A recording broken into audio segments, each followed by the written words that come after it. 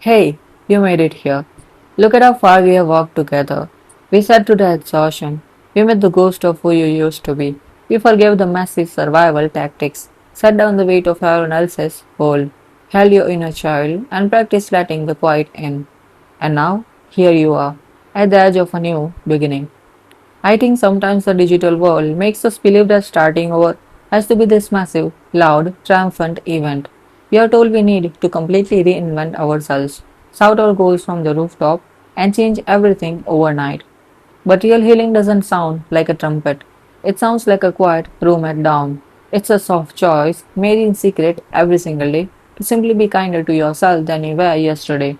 For so long, your identity was wrapped up in what you were fighting against. You were a survivor. You were the person who endured the storm, the person who took the hits and kept standing. But you don't have to spend the rest of your life just surviving.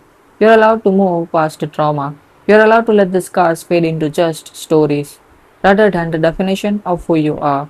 You don't have to carry the title of the broken one or the healing one forever.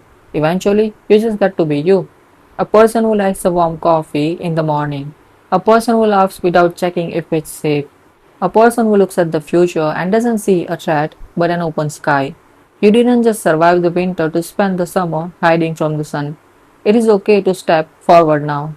It is okay to build a life that feels good on the inside, not just one that looks strong on the outside. As we close this playlist, I want you to remember that healing isn't a straight line. You will have days where the exhaustion creeps back. You will have moments where the old guilt knocks on your door, or where you accidentally pick up a heavy thing that doesn't belong to you.